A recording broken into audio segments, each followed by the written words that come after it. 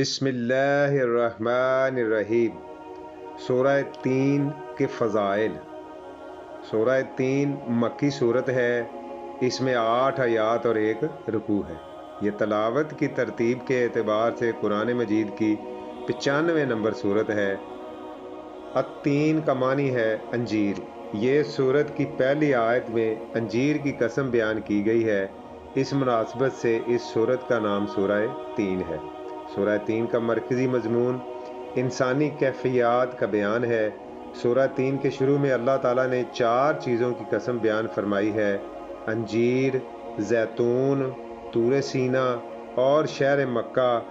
इसके बाद इंसान की 2 मुख्तलिफ कैफियत का जिक्र किया गया है। पहली कैफियत यह है कि अल्लाह ताला ने इंसान को बेहतरीन सूरत में पैदा फरमाया है, जिसकी नुमाया और आला तरीन मिसाल